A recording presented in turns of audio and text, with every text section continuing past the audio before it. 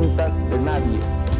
Alguien sacó el rumor de que se producía un feriado bancario, la gente se asustó y retiró depósitos. No hay ninguna posibilidad, ninguna idea de que ese feriado pueda producirse. A fin de preservar la estabilidad de la reserva bancaria. No vamos a tocar un centavo de nadie.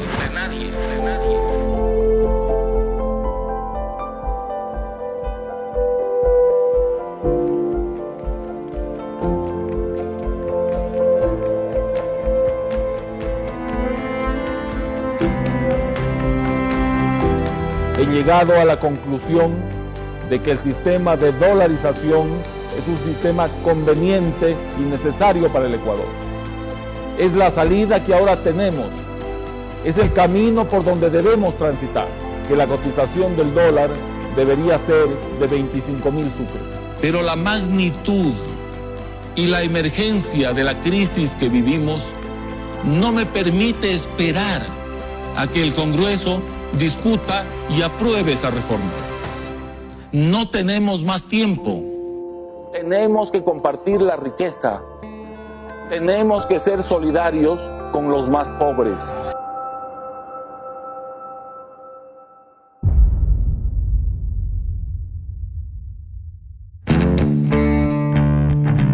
Nuestro gobierno respetaremos todas las libertades públicas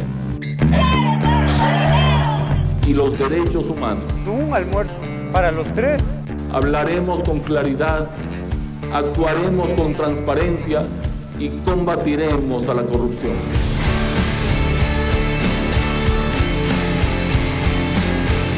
Todo tiene su tiempo y todo lo que se quiere del bajo del sí tiene su hora. Feriado bancario, lunes 8 de marzo de 1999. Hay un momento para nacer y un momento para morir. Un momento para herir y un momento para curar. No tienen ni para comer, peor para vestirse. Un momento para destruir y un momento para construir. Imposible, me está tomando el pelo. Estamos en un caos bárbaro. Un momento para llorar y un momento para reír. Un momento para abrazarse y un momento para separarse. Un momento para intentar y otro para resistir. Con todo lo que nos quitan, no plata, no plata, no. Un momento para callar y un momento para hablar. ¡Qué desilusión! ¿En quién podemos creer ya? Un momento para el amor y un momento para el rencor. ¿Qué más se queda? Emigrar, lamentablemente dejando a la familia.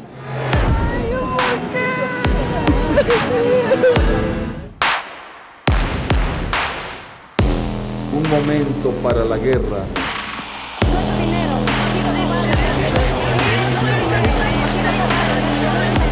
Y un momento para la paz, para la paz, para la paz.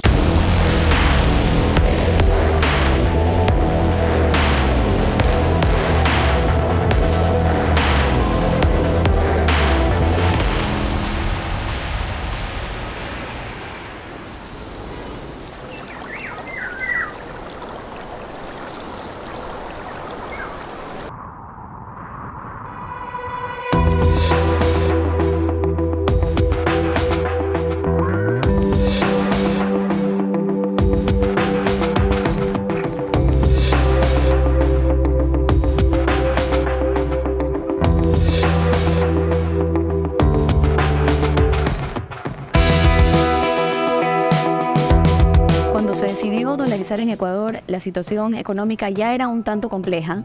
La moneda tenía un precio adquisitivo o un valor adquisitivo hoy día y mañana no.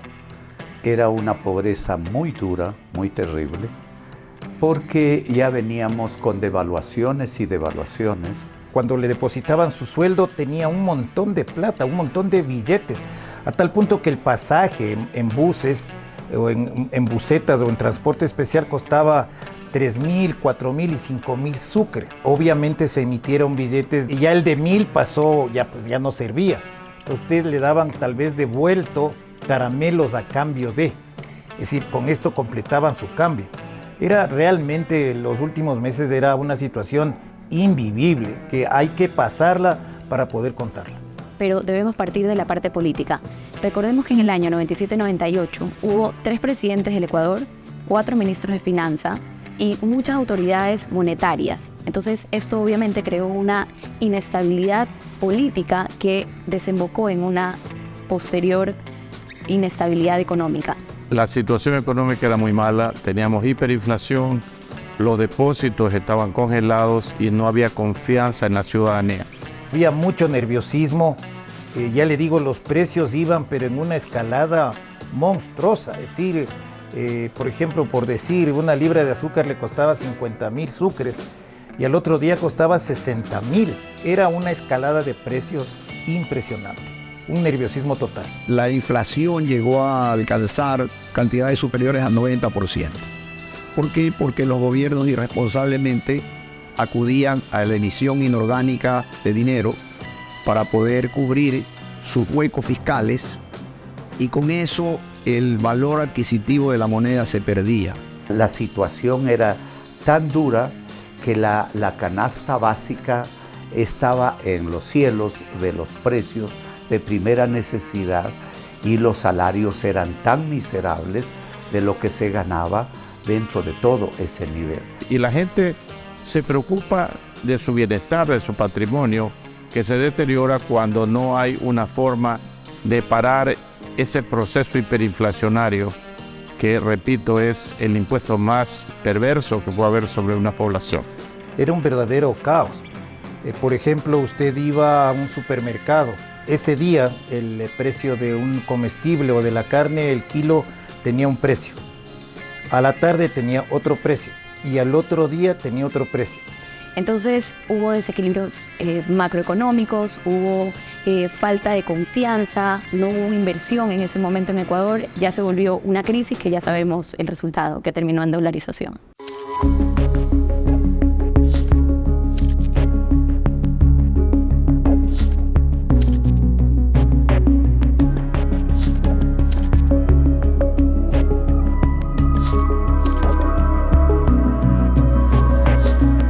Crisis gigante que había en ese momento, y recordemos que en algún punto hubo una depreciación gigante en una semana, por ejemplo, el dólar de 7.000 a 19.000, solamente en una semana.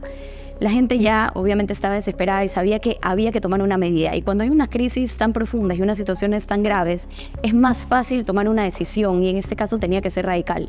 Se dieron cuenta que la dolarización lo era, y a pesar de que hubo muchos detractores en ese momento, la solución que se dio fue la dolarización, y tal vez las personas que al comienzo no estaban de acuerdo, luego estuvieron de acuerdo porque la situación era compleja. Entonces era o dolarizar o seguir viendo cómo se deterioraba cada vez más la situación económica. La salvación para el gobierno creían que era la dolarización. Entonces plantea la dolarización sin ningún estudio técnico, no hubo ningún conocimiento del pueblo ecuatoriano, no se miró en la situación económica del trabajador, de la trabajadora, del ama de casa, del ciudadano común y corriente. No se miró eso. Lo que se miró y se salvaguardó solo a los que tenían las platas en el exterior. No hubo consenso político para la dolarización, y la realidad es que la decisión la tomó el gobierno como resultado de la crisis. Esa fue una decisión personal del gobierno quebrado, de un gobierno que estuvo en una crisis sin salida, porque los gobiernos corruptos, cuando son corruptos, no saben administrar lo que les queda, tomar medidas en contra de los pueblos. Y esa medida que se tomó no fue consultada, fue personal, fue para ver si se salvaba de que no lo voten del gobierno. Y pensando que con la dolarización iba a salvarse de la caída política, lo cual no ocurrió. ¿Dónde me voy a sacar plata para hacerme entender yo mi problema grave que tengo de salud? Ya no tengo ni para darle a mi mamá para la comida, ni ella casi tiene trabajo. ¿Cómo va a creer 10 años? Ni él puede vivir 10 años, peor nosotros que ya estamos viejos. Intereses, señor, de eso es lo que vivía.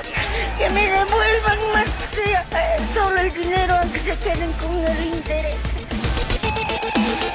No he almorzado porque no tengo ni la cuenta de la gasolina. Yo no me aguado jamás.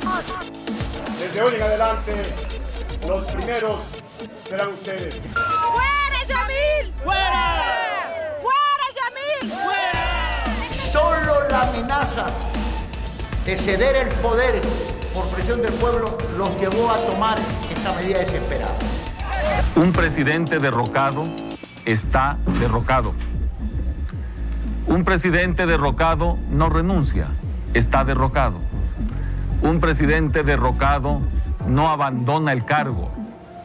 Simple y llanamente, porque está derrocado, no tiene los elementos para poder ejercerlo. Y esa es la verdad. Al mediodía habían llegado ya más de 2.500 indígenas hasta el parque aledaño a la Casa de la Cultura.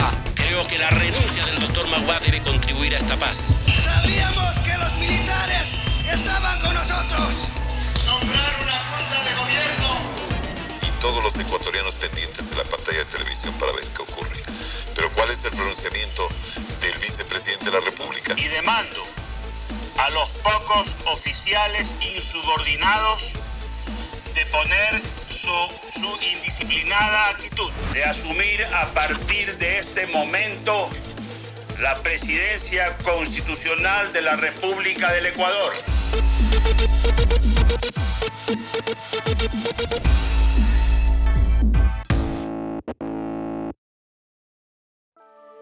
El anuncio de feriado bancario señalaba que durante 24 horas se congelarían los ahorros de los ecuatorianos, no podrían sacar dinero de los bancos ni hacer ninguna transacción. Pero las 24 horas iniciales se extenderían a un año. Los bancos llegaron a retener 4 billones de sucres y 350 millones de dólares. La moneda ecuatoriana se devaluó en más de un 50%. La devaluación más alta del siglo XX en el país, según el Banco Central del Ecuador. Finalmente, el gobierno tomó la medida monetaria más radical, deshacerse de su moneda, el sucre, y pasar al dólar. El proceso de transición, en medio de tantas dudas, fue sumamente doloroso. Era terrible porque la proyección que se pensaba iba a tener la dolarización, en realidad nos costó.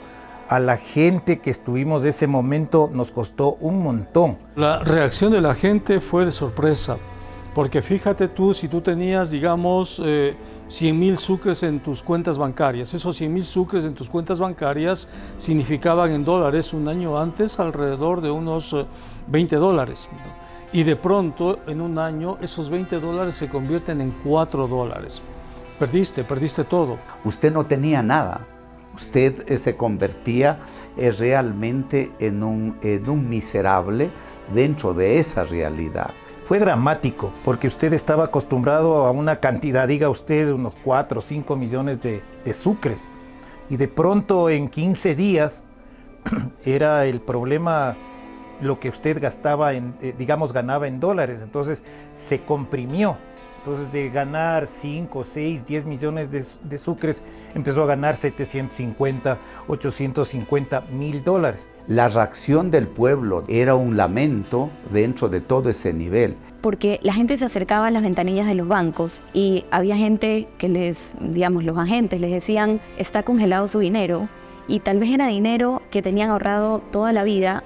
Hubo muchos suicidios, porque diga usted, tenía toda su jubilación en sucres y tenía en el banco ahorrado. Y resulta que, digamos, no sé, 40, 50 millones de sucres apenas significaban tener 2.000 o 3.000 dólares. Entonces fue para los jubilados especialmente un golpe muy fuerte. Muchos terminaron suicidándose porque obviamente sus ahorros se habían esfumado en horas. Eso fue tan doloroso y todo iba a costilla, solo a los hombros de los ecuatorianos. Y en muchos casos, En los bancos que quebraron obviamente desapareció el dinero, pero en muchos casos se licuó los depósitos y en muchos casos los ahorros de la gente. Entonces la transición fue dolorosa. Y nosotros ya habíamos perdido la dignidad de no tener moneda propia y ahí entrábamos a ser controlados de una moneda que no era nuestra. Y eso el pueblo no lo tomaba en cuenta. Pero claro, nos decían, no, pero es que esta no va a tener devaluación. El dólar no tiene devaluación, pero no se le decía lo que era caro. Eso fue lo más duro para el ciudadano y ciudadana, y lo que se iba haciendo es flexibilización, se iba quitando el trabajo cada vez más, porque la flexibilización le va quitando el trabajo al trabajador, al pueblo ecuatoriano, porque la dolarización va tomando medidas de una sola manera, no va tomando medidas para ir ayudándole al trabajador. Ahí es cuando hubo las migraciones, realmente fue una situación durísima que terminó en la dolarización, pero debemos recordar que hubo crisis, dolarización como solución, y luego la dolarización fue la solución, pero fue un proceso en el que la gente se tuvo que acostumbrar no solo al dólar, sino a salir de la crisis en muchos casos de los hogares, porque digamos que un día tengas ahorros y otro no, te cambia absolutamente las perspectivas para el futuro.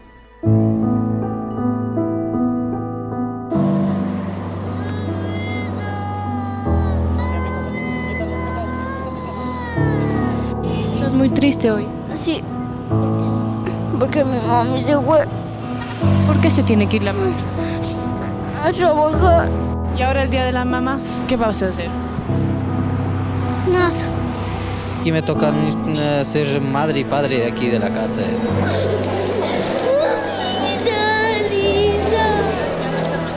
Que regrese rápido. Que venga a cuidarnos a nosotros. ¿Cuántos hijos tiene usted? Yo 7. ¿Cuántos se le han ido al extranjero? 4. ¿Y usted a cargo de cuántos nietos? De 5. De 5 estoy. De 5. Me quedé, señorita, ya. ¿Qué vamos a hacer? Porque aquí no pueden. Aquí más sufren del hambre, más.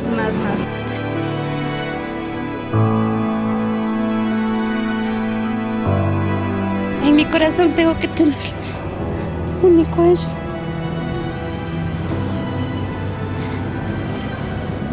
Porque ella era la única para mí. Pero tal era que no tengo posibilidad. El banco de préstamos había tenido problemas de retiros de depósitos permanentes. Y el pueblo quiere plata, doctor Aspiazu, no quiere promesas. Nuestro dinero, ¿quién se lo ha robado? Es el fruto de mi trabajo honrado. Miento que se vaya la plata así tan mal. Tanto sufrimiento que nos causó a nosotros trabajar. Yo tengo 61 años, no soy retirado, pero he ahorrado mi plata trabajando y luchando.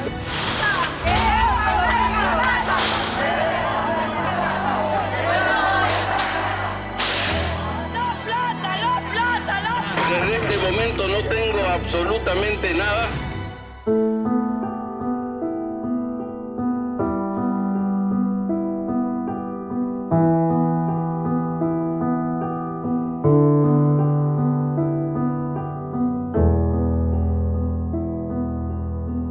La inflación en Ecuador no paraba de crecer. El sucre ya no valía nada. Según el Instituto Nacional de Estadísticas y Censos, en 1999 la inflación anual fue de 60,8%, mientras que en el año 2000, pese a la dolarización y al impedimento de emitir moneda, la inflación anual alcanzó el 91% debido principalmente a la especulación. En diciembre de 2000, el costo de la canasta básica fue de $252, mientras que el ingreso familiar mensual promedio llegaba apenas a los $163. El pueblo comenzaba el camino de la dolarización con la esperanza de no volver a sufrir otra fuerte crisis económica. Cambiar la moneda tiene que haber tenido antes un congelamiento de los depósitos. Y entonces ese tuvo que ser el resultado, lamentablemente. No se hubiera querido llegar a eso, pero la dolarización fue tal vez la única alternativa que le quedaba a un país en el que ya no había absolutamente ninguna demanda de la moneda local. Tuvo que darse ese congelamiento para pasar de una moneda a otra, en este caso del sucre al dólar. La reacción de la gente fue positiva porque Ecuador vivía una hiperinflación, no se sabía en qué momento el sucre iba a devaluarse. Entonces, cuando se pone una nueva moneda que no se devalúa, la reacción fue positiva. El objetivo de la ciudadanía es que ya no le hagan daño con las devaluaciones. Desde 1983, que Osvaldo Hurtado fue presidente, de manera ininterrumpida se devaluó la moneda. Entonces las personas ya no querían que se devalúe la moneda, no querían inflación, querían quitarle el manejo de la moneda a las élites, ¿no? A los grandes grupos de poder, ¿no? Y si tú quieres, esos objetivos convergen en la dolarización. Al conocerse la medida, la gente primero pensó que era la única solución que podían en este momento mejorar la situación, porque ya la situación era grave. Entonces, digamos, era la luz al final del túnel. Alguna solución tenía que haber y se vio en la dolarización la solución. En un año la gente cambió los sucres por los dólares. Se convenció que el dólar era mejor que el sucre. Pero claro, a la sociedad le costó muchísimo trabajar esa moneda. Y además, cómo trabajar en una nueva moneda para los intercambios cotidianos. Eso fue un proceso muy abrupto, si se quiere, y al país le costó. Incluso hoy, 23 años después, el país no sabe aún trabajar con los dólares. La economía ecuatoriana necesitaba un gran cambio para poder superar la crisis económica en la que estaba inmersa. Más de 20 años después, muchos son los ecuatorianos que confirman que la dolarización del país fue la solución final. La adopción de la dolarización ha sido favorable para combatir la indisciplina fiscal, alcanzar la estabilidad de precios, aumentar el poder adquisitivo de los ciudadanos, facilitar la planificación financiera en el sector privado y generar condiciones favorables para la inversión y crecimiento en el país. Por otro lado, la dolarización benefició la baja de la inflación, produciendo una reducción muy marcada. En el 2000, la inflación anual fue del 67%, en el 2001 fue del 20,60% para llegar en 2002 a una inflación de solo el 8,98% en un proceso de desaceleración que continuó en los años posteriores. Hoy en día, Ecuador tiene una de las inflaciones más bajas de la región. Los objetivos buscados, lo que hacían por ese momento dentro de los cambios que ellos querían, era monetario. No miraban salud, educación, no miraban empleo, no miraban nada. Para ellos es mantener lo monetario, era número uno. Y punto. Y eso es lo que les va imponiendo una dolarización. Al tomar la medida de dolarizar, lo que se buscaba inmediatamente al día siguiente del decreto de dolarización era parar la depreciación del dólar. Y eso pasó. Obviamente pasó a $1.25.000 sucres, que no hubiera sido lo ideal, pero con eso se paralizó, se paró la depreciación. Y luego el tema hiperinflacionario se fue dando en los siguientes meses, pero desde que tenemos dolarización nunca más tuvimos una inflación desbocada. El objetivo buscado fue acabar con la inflación y eso se logró porque después de 2 años de implantada la dolarización, que había llegado al 100% a fines de 1999, en 2 años ya estuvo en un dígito y desde entonces Ecuador ha tenido una inflación de 2-3%, han habido años inclusive con deflación, es decir, inflación negativa. En parte se lograron los objetivos buscados, es decir, darle estabilidad económica a la sociedad, pero aún faltan mecanismos de convergencia, mecanismos de coordinación. Por ejemplo, ¿cómo es posible que las tasas de interés tengan tantas disparidades y tantos segmentos con tasas de interés que van del 8-9% al 30% en una misma moneda? ¿Cómo es posible que existan tantos costos de transacción para esa misma moneda?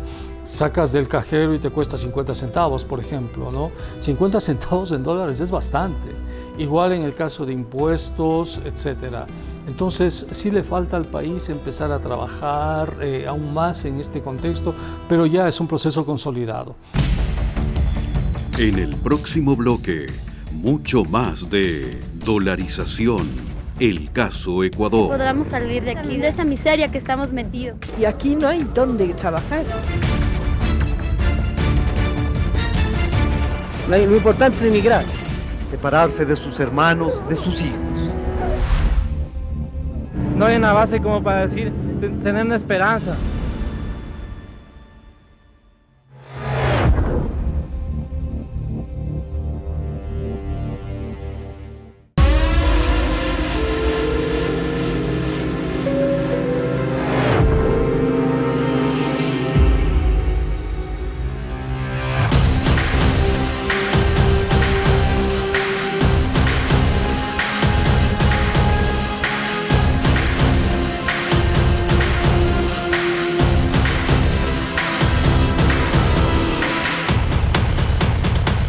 No tenemos para comer porque no se está vendiendo absolutamente nada. Que la gente no le alcanza para comprar. Estamos así de tristes, abandonadas, no hay nada. Lunes 8 de marzo de 1999. Perdí bastante porque fue de la noche a la mañana, de un rato a otro. Realmente el gobierno no hace nada, se la pasan discutiendo problemas políticos y ninguna solución al pueblo.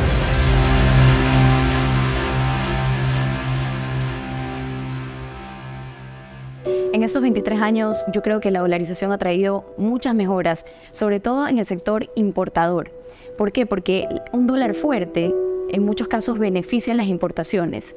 En el caso de las exportaciones creo que igual somos muy fuertes, banano, camarón, etcétera, pero en muchos casos cuando el dólar es sumamente fuerte, es decir, ha ganado valor, en muchos casos podemos decir que es positivo, porque de nuevo eso refleja esta solidez y esta fuerza que tiene el dólar.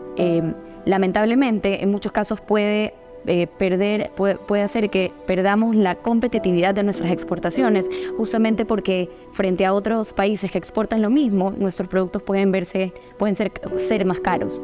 Entonces, en general, yo creo que las mejoras son muchísimas. Los sectores que invierten en Ecuador creo que pueden tener esa seguridad de una moneda sólida. Sin embargo, sí creo que pasa que con las importaciones y las exportaciones, el dólar fuerte sí puede tener cierta repercusión. Pero yo creo que en general han sido muchas más las mejoras y las cosas positivas que han ocurrido en un Ecuador dolarizado que lo que pudo haber ocurrido en caso de no dolarizarnos. Se decía que la dolarización iba a tener efectos negativos en varios sectores de la economía y eso no ha sido cierto. Las exportaciones se han disparado, los depósitos bancarios que andaban por el orden de 3 o 4 mil millones de dólares, hoy están por el orden de 40 mil millones de dólares.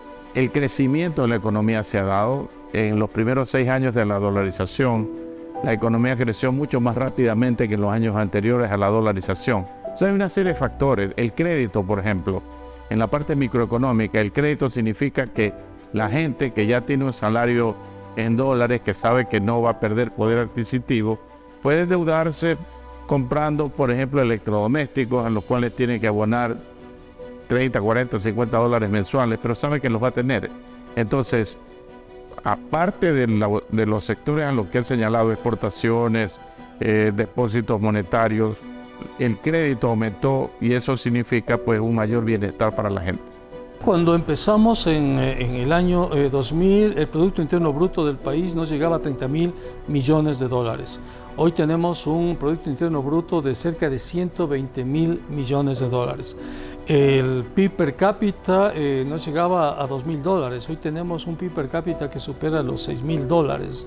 ¿No? El mercado interno era muy pequeño. Ahora tenemos un mercado interno cada vez más potente. En importaciones, las importaciones del país han crecido de una manera importante. En este momento ya son cerca de 30.000 millones de dólares las importaciones. Es decir, el país se ha integrado al mundo y lo ha hecho de una forma, si tú quieres, con estabilidad. Ha habido estabilidad al interior de la economía ecuatoriana. Entonces el país con la dolarización es diferente. O sea, ha logrado trabajar con la dolarización, o sea, salvo algunas distorsiones que hay que corregirlas, creo yo, pero en términos generales el país ha logrado consolidar ese proceso. La dolarización le ha permitido a Ecuador evitar el riesgo de una devaluación profunda y repentina, un fantasma que por décadas ha perseguido a las economías de la región. La dolarización provocó un efecto de estabilidad de precios muy valorado por la población ecuatoriana. Con el paso de los años, se transformó en una decisión muy popular que hasta el día de hoy cuenta con la aprobación mayoritaria de los ecuatorianos.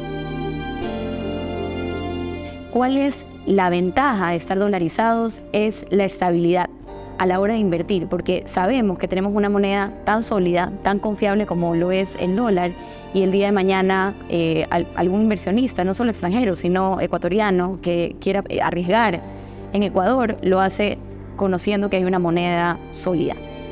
La ventaja fundamental de la dolarización es que evita que los gobiernos, a través de los déficits presupuestarios y de la emisión de la moneda, creen inflación, lo cual es un impuesto negativo para la gente porque afecta el salario y por ende el poder adquisitivo de la gente.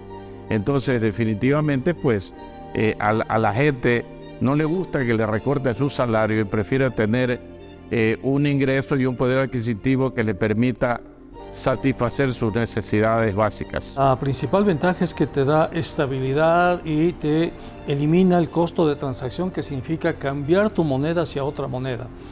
Es decir, te cubre con respecto a procesos de devaluación. O sea, es decir, las personas saben que no hay posibilidad de devaluar esa moneda.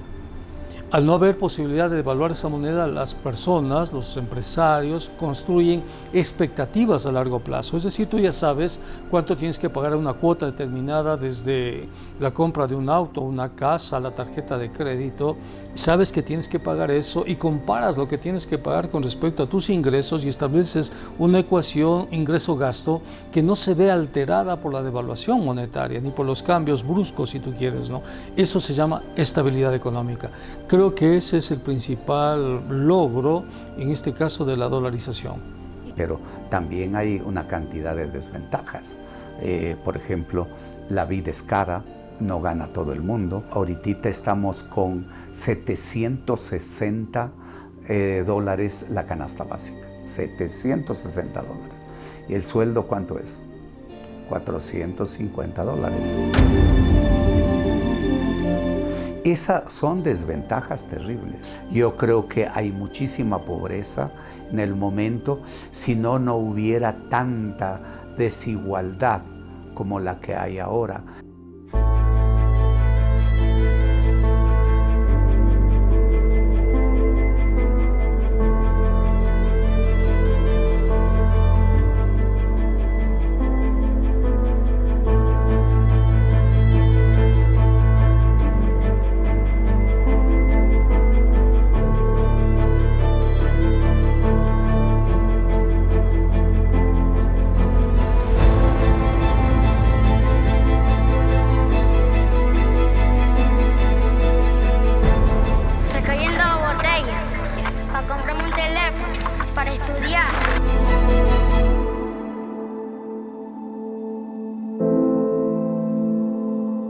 Pero no todo es perfecto en Ecuador. El sistema de dolarización distorsionó los sistemas de precios internos, haciendo que el país se volviera más caro para su propia gente. Al ocurrir este fenómeno, algunos bienes de consumo se volvieron inaccesibles para algunos sectores de la sociedad y la desigualdad, que era un problema estructural, terminó consolidándose. Según el Instituto Nacional de Estadísticas y Censos, la tasa de pobreza por ingresos a nivel nacional es de 25,2%, mientras que la pobreza extrema alcanza el 8,2%. Las principales desventajas tienen que ver con las distorsiones de los sistemas de precios. Los empresarios trasladaron su comportamiento especulativo al dólar y eso hace que la canasta se haya multiplicado de una forma muy grande. Es decir, la misma canasta de alimentos con las mismas papas, fideos, arroz, huevos, carnes, que costaba $180 en el 2000, hoy cuesta $700. Ese proceso de distorsión es el que no se ha corregido. Tasas de interés también distorsionadas, políticas impositivas también distorsionadas, costos de transacción distorsionados, pero quizá la principal desventaja es que ya no tenemos prestamista de última instancia. ¿Qué significa esto? Que si un banco, una cooperativa, por ejemplo, quiebra, lo que hay es el COSEDE. que es la Corporación de Seguros de Depósitos. No hay las reservas internacionales. Si un banco grande quiebra, estamos, si tú quieres, en serios problemas porque no podemos tener la moneda para respaldar a ese banco. Ya no existe eso, ¿no? Se perdió el prestamista de última instancia, se perdieron instrumentos de política monetaria, pero en todo caso hemos ganado en estabilidad.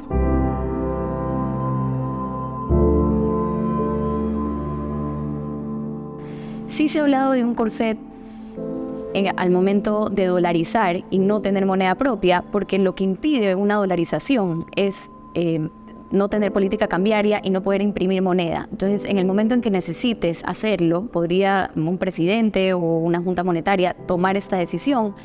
No se lo puede hacer justamente porque, digamos, la moneda es ajena a nosotros. La dolarización no está siquiera dentro de la Constitución, no está dentro de nuestras leyes, que para que usted pudiera por lo menos regularla, no está dentro de la política del Banco Central. Nosotros no podemos hacer moneda, el Banco Central no maneja la dolarización. Nosotros dependemos de la dolarización, que lo que la gente, si nos echan llave, cierran la llave afuera, nosotros estamos realmente castigados. Lo que sí es cierto es que la medida es absolutamente popular. Incluso un presidente que hablaba de desdolarizar antes de ser presidente, no lo hizo por ser muy impopular la medida de desdolarizar, ¿verdad? Pero porque tal vez hubiera podido tener mucho más poder y poder enfrentar ciertas crisis teniendo una moneda propia. Después de sufrir la mayor crisis económica de la historia del país, los ecuatorianos no quieren que los políticos vuelvan a manejar el dinero del país, pudiendo generar nuevamente altos niveles de inflación que afecten sus ingresos. Es un blindaje. Evita que los gobiernos pongan a echar a andar la máquina de hacer billetes y creen un montón de dinero en la calle, lo cual produce la inflación y eso afecta a la gente. Entonces, definitivamente, la clausura de la imprenta de dinero es mucho más importante que decir quiero tener una moneda propia. ¿Para qué? Pues para poder devaluar. Si me puedo extender un poco en esto, miren lo que ocurre en Venezuela. Tienen moneda propia, pero el salario en Venezuela es $2-3 mensuales. El salario en Argentina se ha pulverizado igualmente por la inflación. Entonces, la ventaja de tener una moneda dura con calidad internacional es que los gobiernos no le pueden meter la mano a los salarios de la gente. Todo lo que se ha dado de las crisis económicas dentro de América Latina, y ahí sí de América Latina, y de aquí de nuestro país, ha sido la mala administración que existe en nuestros gobiernos, la corrupción, que no respetan la Constitución, que no hacemos leyes para el desarrollo de nuestro país y que no sabemos respetar el derecho dentro de todo ese nivel. Hay países que se han manejado muy bien a través de la historia, que han sido disciplinados, que llevan políticas económicas coherentes por mucho tiempo. Esos son los países que no tienen ni devaluación ni inflación. Podríamos citar algunos. Ecuador, antes de la década de los 70, tenía una moneda muy sana. Era una de las monedas líderes en América Latina por su constancia en el valor, por no haber perdido poder adquisitivo. Pero cuando los países se olvidan de la ortodoxia, de manejar bien los temas económicos, entonces surgen estos problemas. Esto lo que significa es que si los países tienen la capacidad de manejarse bien económicamente, ellos van a saber controlar el proceso devaluatorio.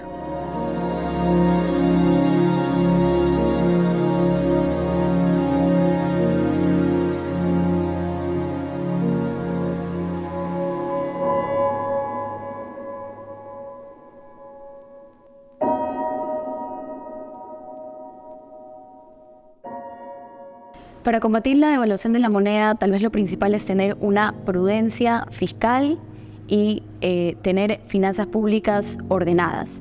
Y creo que el manejo de las finanzas públicas de forma conservadora es lo que podría aliviar una economía y que no llegue a una situación tan extrema en la que haya que pensar en una dolarización. Para combatir la devaluación de las monedas locales hay lo que se llama políticas monetarias. Ahora hay una nueva teoría monetaria. Antes se pensaban que devaluando la moneda se podían fomentar las exportaciones. Ahora sabemos que no es así. Ahora sabemos que se necesitan otros mecanismos porque están emergiendo bienes digitales, por ejemplo, redes, monedas digitales, etc. Entonces, ahora hay una transición a nivel conceptual en donde los países tratan de defender sus capacidades internas, sus capacidades de consumo internas y tratan de utilizar las reservas internacionales para proteger eso y proteger su moneda. Nosotros, al no tener moneda propia, nuestras reservas internacionales no tienen que defender ninguna moneda, son solamente un mecanismo de ahorro en el país. Yo diría que la dolarización es viable para los países que no pueden controlar su moneda. Yo no creo que es la medida que hay que tomar siempre, cada vez que hay una crisis tan compleja. Solo con algo tan dramático y drástico como lo que nos ocurrió en el 99, tal vez la respuesta es la dolarización. Entonces, yo creo que para evitar, tal vez no como alternativa, sino más bien como una receta que debemos cumplir siempre, es mantener estas finanzas públicas ordenadas, que nos den sistemas financieros fuertes y obviamente siempre políticas fiscales y monetarias sanas, conservadoras y ordenadas. Es necesario que todos compartamos la carga y el aporte que espera el señor presidente es ese apoyo para lograr un presupuesto financiado.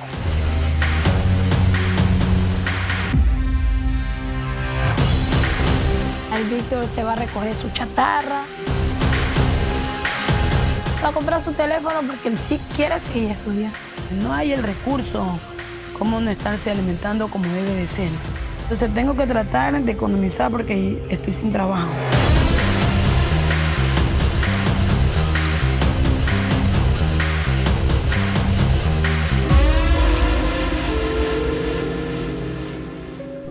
Si bien la economía en Ecuador es vulnerable a todo aquello que afecte a Estados Unidos, país emisor de su moneda, a 2 décadas de haber implementado la dolarización, la población ecuatoriana parece no querer volver a tener una moneda propia. La dolarización fue un acierto, por el poder adquisitivo, por la responsabilidad que deben de tener los gobiernos, que al endeudarse, no pueden endeudarse mucho, y el ciudadano tener la certeza de que los precios de los productos, por ejemplo, de primera necesidad, no van a subir de un día al otro de una manera totalmente imprevisible. La sociedad ecuatoriana respalda la dolarización porque gracias a eso ha logrado tener estabilidad. Ya la dolarización tiene en el país 23 años y ha significado un cambio radical.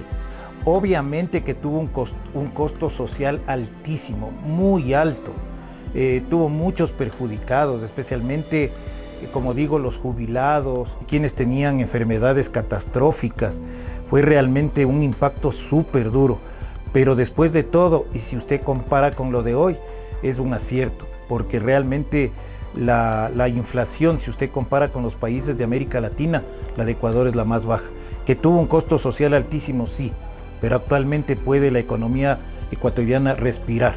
Después de los 23 años de dolarización, no se puede hablar de que no hay inflación o de que los precios no van en aumento, pero la verdad es que estamos, si comparamos con otros países de Sudamérica, nosotros estamos bien. Obviamente tenemos problemas de desempleo, alta tasa de desempleo, altos niveles de pobreza, desnutrición infantil, problemas que son no solo de Ecuador, sino de todos los países de la región, pero en realidad para mí fue un acierto.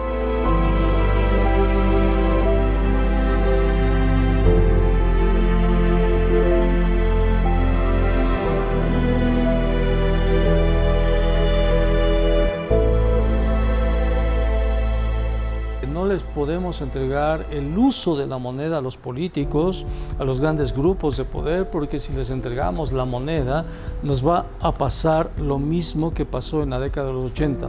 van a utilizar esa moneda como un recurso de poder, van a provocar devaluaciones, van a provocar una renta de devaluación para añadirla a sus estrategias de acumulación de capital, y eso la sociedad no quiere. Porque ya el Estado tiene que ser más responsable en cuanto a endeudamiento. Cuando se endeuda, los organismos multilaterales les imponen ciertas conductas, como es el buen manejo de sus presupuestos.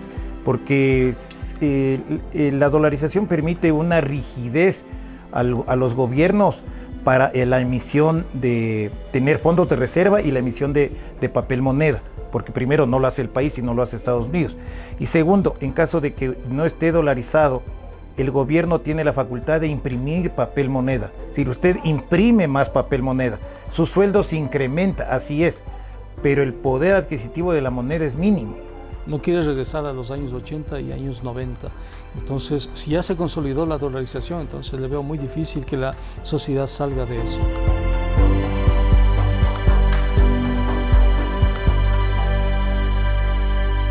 La diferencia entre el Ecuador de ayer y el Ecuador actual es que los precios se mantienen de alguna manera relativa, aunque los países latinoamericanos somos capaces de crear inflación con dolarización. Pero los dígitos son bajos, no están a la misma altura de lo que sucedía antes de la dolarización. Eso bajó la pobreza porque crece el poder adquisitivo del ciudadano. El ciudadano sabe que los precios no van a subir en la forma que subían antes y que su dinero tiene su valor hasta el momento en que él consume. La dolarización a usted, como también no hay mucho cambio de precio, pero esto no quiere decir que los bienes se queden estancados en sus valores, porque obviamente van aumentando, pero es una situación de tranquilidad. No tiene esa, como yo la viví, es decir, hoy tengo tal cantidad de dinero, mañana quiero comprar comida, ¿me alcanzará o no? Es decir, un drama diario que no puede ser superado. En cambio, esto le da, sí, una estabilidad relativa para estar tranquilo y poder hacer tal vez una compra de bienes y servicios a mediano plazo.